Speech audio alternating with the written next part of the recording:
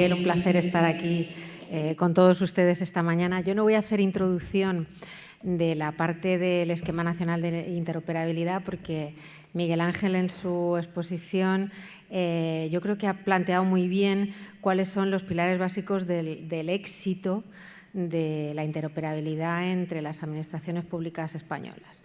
Las tres piezas del eje legislativo de la colaboración interadministrativa y de la prestación de servicios son la base para que hoy podamos dar algunas cifras absolutamente espectaculares de lo que ha sido la interoperabilidad en nuestro país, aunque no podemos conformarnos porque nos quedan todavía muchos retos por asumir. Vamos a hablar sobre el balance de todos estos años trabajando juntos en interoperabilidad, de la situación en la que nos encontramos las administraciones públicas españolas en esta comunicación entre nosotros y, sobre todo, de cuáles son los retos de futuro para continuar teniendo soluciones de éxito. Empezamos, Ricardo. Yo quería que hicieras balance de estos 10 años de la aplicación del Esquema Nacional de Interoperabilidad y de todo lo que es la comunicación entre administraciones en el Gobierno de Aragón. ¿Cuál ha sido vuestra experiencia en estos años, tanto a nivel interadministrativo como también del punto de vista de la prestación de los servicios a los ciudadanos? Muchas gracias, Celia. Bueno, en principio, en el Gobierno de Aragón empezamos con esto de la interoperabilidad incluso un poquito antes de que publicaran el ENI. Yo recuerdo una conversación con Miguel Ángel Amutio allá en 2009-2010, donde le comentábamos que estábamos montando nuestro servicio de gestión documental y que la base de todos los metadatos de todos los documentos tenía que basarse en el Esquema Nacional de Interoperabilidad.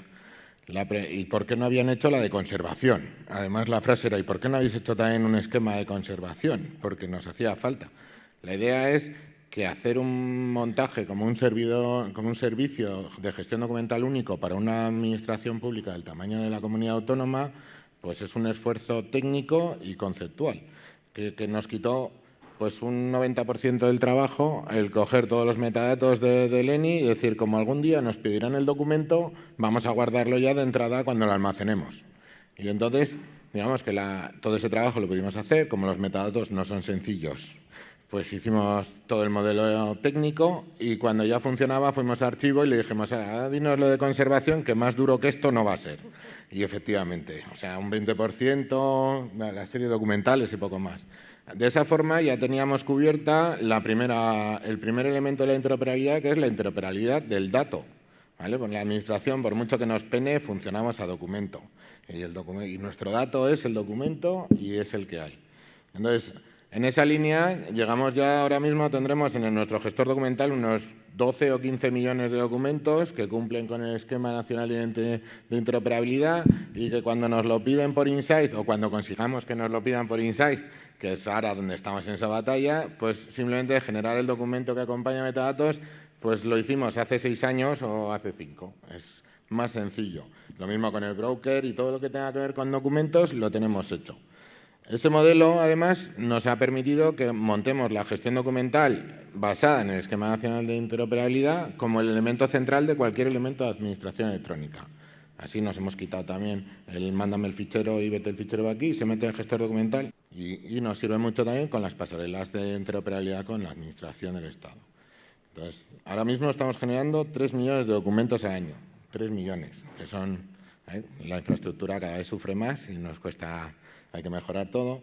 El segundo punto de la interoperabilidad, que además también fue un poco previo al esquema, fue el cómo nos comunicamos los documentos entre las administraciones. Y eso a muchos se les ha olvidado, pero el SICRES 3 se aprobó en el Tecnimap de 2010 en Zaragoza, porque el año anterior, entre el Gobierno, entre el Ministerio de lo que era la SGAD, Red.es, el Gobierno de Aragón, las 3 diputaciones provinciales y otros 20 ayuntamientos hicimos un piloto funcional de intercambio de asientos registrales, que fue lo que dio lugar a SICRES 3 y lo que después se convirtió en SIR, que es el servicio. Nosotros, después de eso, reutilizamos la herramienta que se había hecho en las pruebas, porque hay que reutilizar todo lo posible, y ahora mismo, bueno, nos costó certificar unos cuantos añitos, porque hasta el 15 del 16 no lo conseguimos, Pero ahora mismo estamos moviendo a través de SIR entre 30.000 documentos que nos llegan todos los años, o sea, y damos salida a 8.000, ¿de acuerdo? Estos son todos datos que se incorporan. Y por último, porque yo creo que si no, no voy a dejar tiempo a nadie. Sí.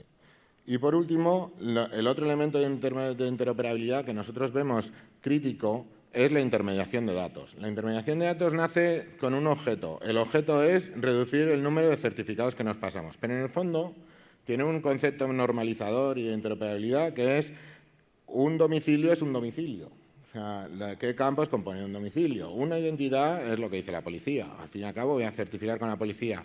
Y también normaliza a él qué datos necesito para hacer una consulta de esos datos. Si yo necesito verificar la identidad de una persona, necesito el nombre, el año de nacimiento y el DNI. O el DNI, el primer apellido. Hay dos combinaciones o tres, ya no las recuerdo todas, porque además de vez en cuando la cambian para hacernos un poco, ¿vale? Pero se trata de eso. Nosotros, como nuestra comunidad autónoma no requiere toda la información que da el PIB, pues nosotros cogimos los 70 conjuntos de datos que creemos que son más eficientes o los que ya no nos han pedido más ningún otro departamento.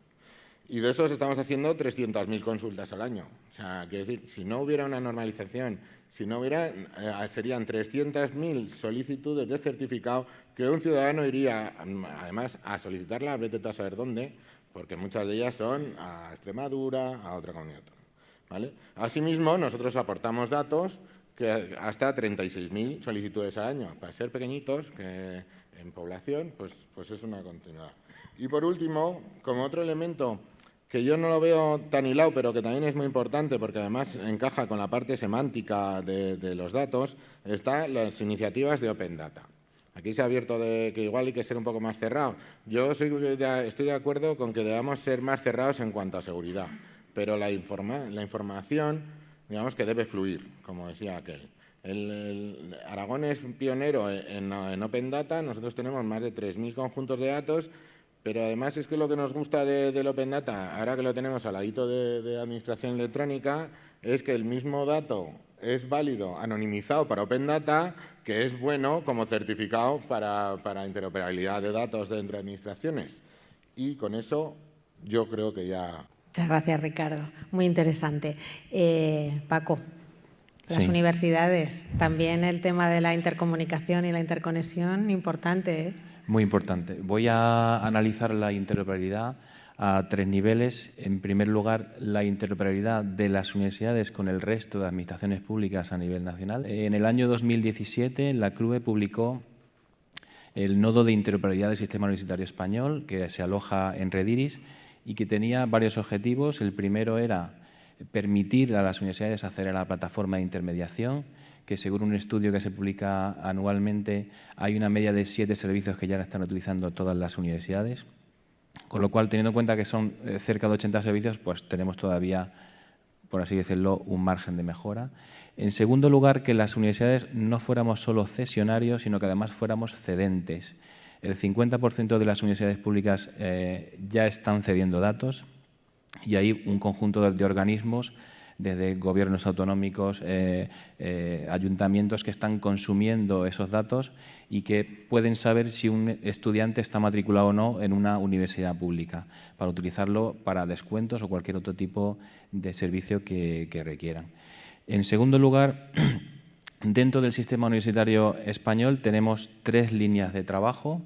La primera es un subgrupo de trabajo del sistema de información administrativa que está compuesto tanto por archiveros de las universidades como por interlocutores de administración electrónica, que tiene varios objetivos. En primer lugar, armonizar la interpretación que se hace de la guía de contenidos de introducción de procedimientos dentro del SIA, de forma que todas las universidades introduzcamos y utilicemos los mismos criterios a la hora de crear procedimientos. En segundo lugar, publicar un catálogo universitario de trámites con el objetivo de que dos universidades no tengan nombres distintos para el mismo trámite. En segundo lugar, la creación de un modelo de datos canónico de un expediente académico, para permitir a los estudiantes que cuando hacen un traslado de expediente pues no tengan que ir a la universidad de origen, coger un montón de papeles y llevárselos a la universidad de destino. Ahora mismo no existe un modelo de datos de intercambio de expediente académico entre universidades y este año pues queremos hacer un proyecto en ese sentido. En tercer lugar, revisar la normativa, un Real Decreto del Ministerio de Educación que a día de hoy nos impide expedir títulos en formato electrónico. El papel es poco interoperable y tenemos una vía de comunicación con el Ministerio de Educación para que nos permita expedir títulos en formato electrónico. Y, por último, dentro del espacio europeo de educación superior, en el año 2016, fruto de un trabajo conjunto de la Conferencia de Archiveros de Universidades Españolas y la CRUETIC, se publicó el Suplemento Europeo al Título Electrónico, que es un documento electrónico interoperable que permite a los egresados, cuando viajan dentro del espacio europeo de educación superior, pues en lugar de meter en la maleta el A3 con el título, pues lo que llevan es un pendrive con el título certificado que favorece la interoperabilidad, favorece el tratamiento automatizado por parte de las universidades de destino de los datos. Y ese mismo suplemento europeo al título forma parte del último proyecto en el que estamos dentro del espacio europeo de educación superior, que es el proyecto Europass, que pretende dar a los ciudadanos respuesta para afrontar todos los retos que supone encontrar trabajo en el mercado actual.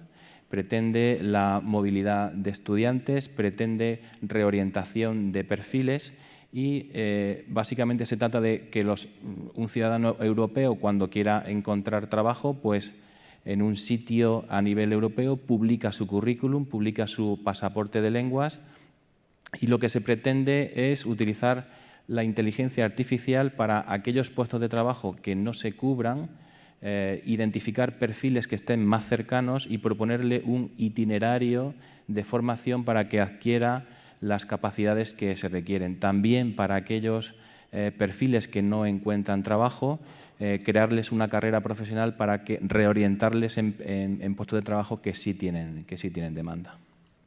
¿Cómo lo ves? ¿Qué balance podemos hacer del desarrollo de la interoperabilidad en estos 10 años? A ver, para nosotros el balance es positivo, muy positivo, en tanto en cuanto creemos que nos hemos convertido en un agente importante y en un actor relevante en materia de interoperabilidad en las administraciones públicas, centradas sobre todo en el ámbito de la administración local. Nosotros, al final, nuestra estrategia siempre basada en garantizar a nuestros clientes un cumplimiento normativo y la interoperabilidad nunca ha sido una cuestión. Para nosotros ha sido una obligación y una cosa que había que dar por sí.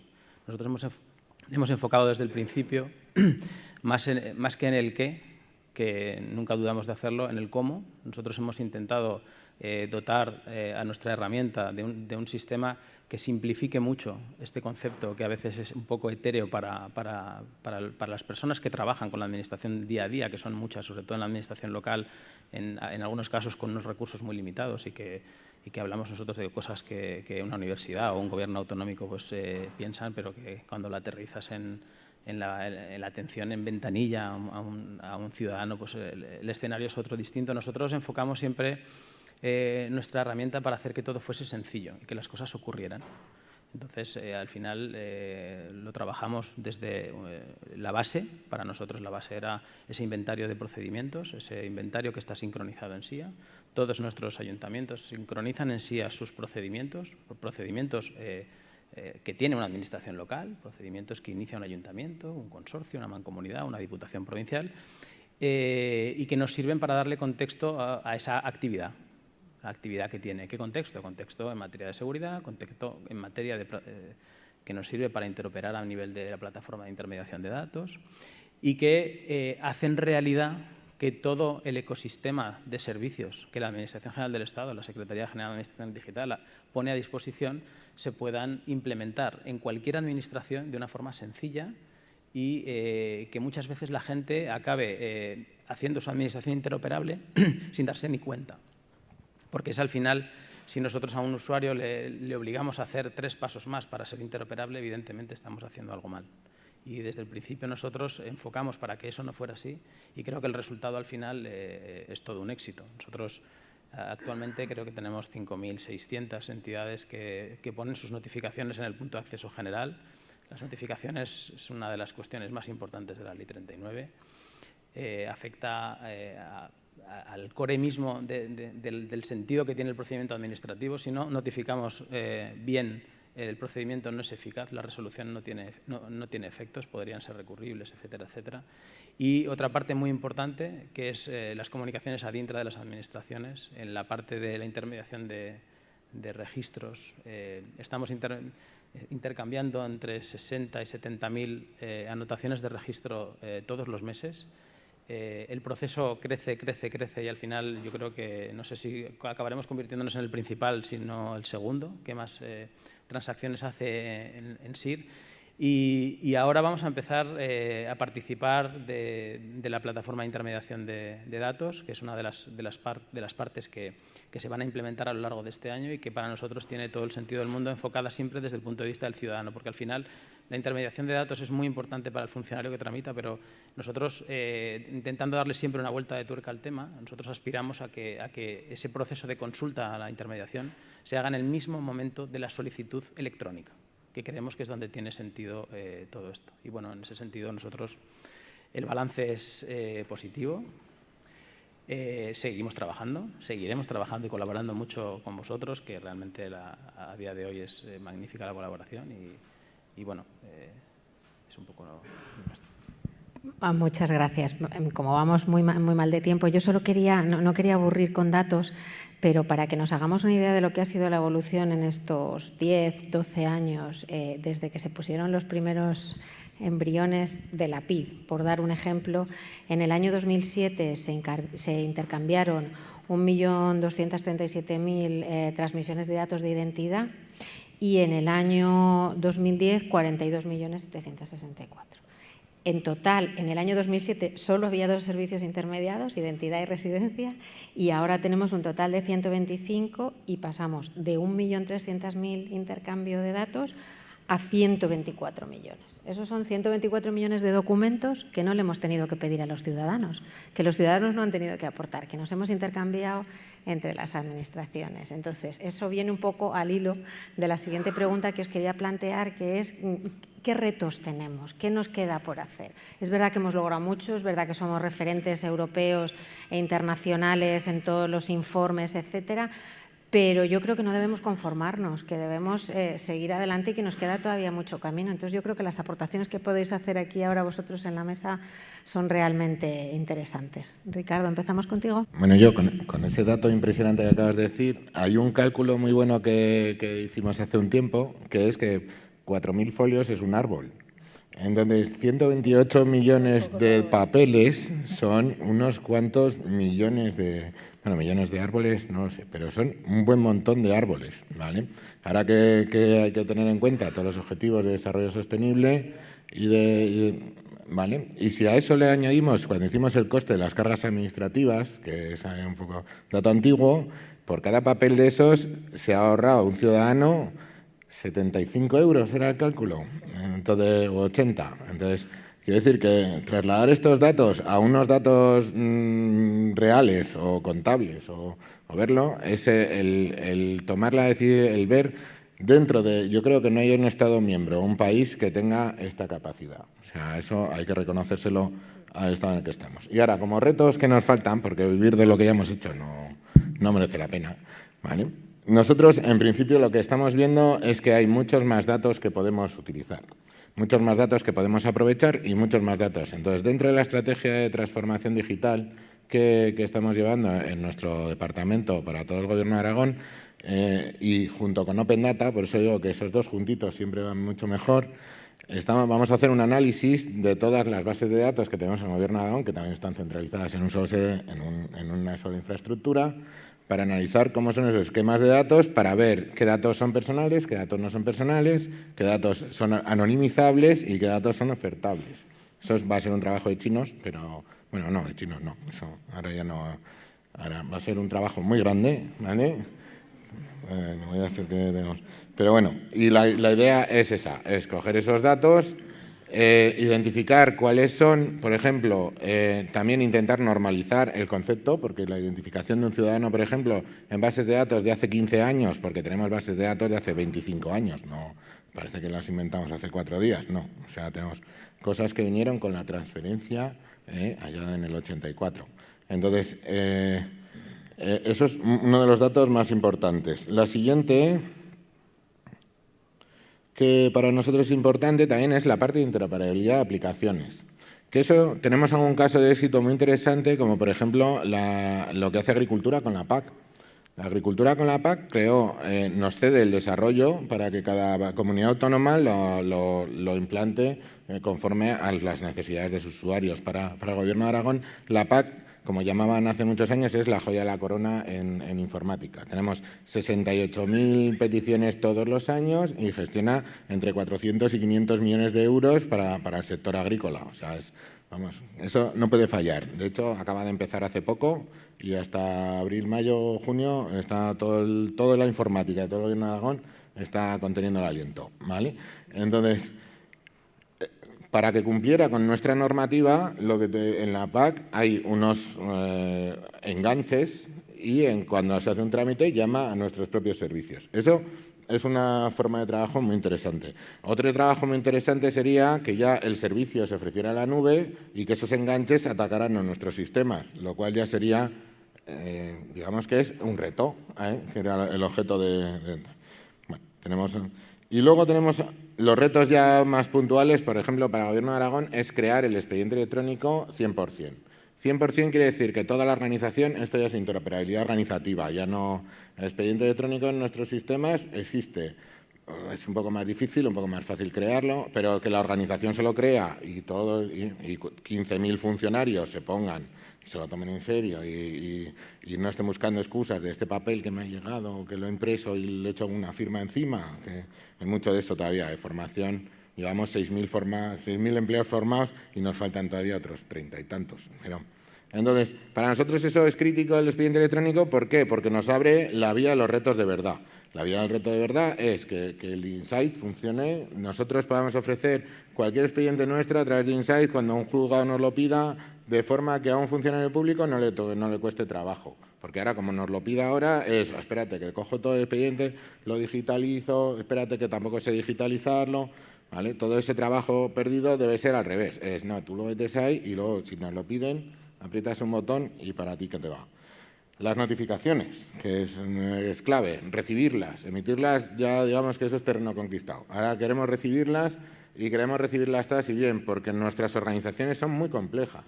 O sea, no es un tema técnico puro, es que la complejidad de gestionar los centenares de miles de notificaciones anuales, pues no.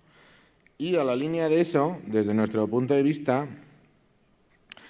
pues acabaremos con un tema de cómo se pasan los documentos entre administraciones, porque técnicamente ahí vamos a tener, ¿vale? Ahora que se están enviando son un problema, si no nos los enviamos y nos los recabamos serán otro, y habrá que encontrar un punto intermedio entre unos nos los mandamos, otros no, otros los mandamos a un sitio que los guarda temporalmente, ¿vale? Y por último, que a mí es lo que más interesante me parece, es la interoperabilidad semántica. Tenéis el CISE, que es una herramienta que está muy bien, pero la tenemos que darle más todavía. Y ahí es donde tenemos que aportar las comunidades autónomas. Nosotros, dentro del modelo de transformación, pues tenemos oye, los datos que normalicemos los tenemos que envolcar en CISE, que somos nosotros ahí, eso es una cosa que es un objetivo. Y por último, ya enganchando con las notificaciones, estaría muy bien que cuando se llega a una notificación diéramos ese salto, y ese es el reto más potente. La notificación es un papel firmado que lo interpreta un humano, ahora mismo. Estaría bien que a ese papel firmado le acompañara un documento en un formato normalizado que, como lo va a recibir una máquina, porque nuestras organizaciones lo van a recibir unas máquinas, la máquina supiera actuar con esa información. Y eso a día de hoy, para nosotros, si conseguimos recibirlas, estaremos contentos. Pero dentro de 2 años estaremos diciendo que a mí una petición Insight no necesito responder. Si tengo el expediente electrónico, no necesito un empleado público apretando un botón, porque me lo habrá pedido un juez y yo sabré que ese es juez, porque si no, no me lo habrá podido pedir. Y si acaba alguien vulnerando el sistema, el cumplimiento del esquema de seguridad le dará y le dará bien.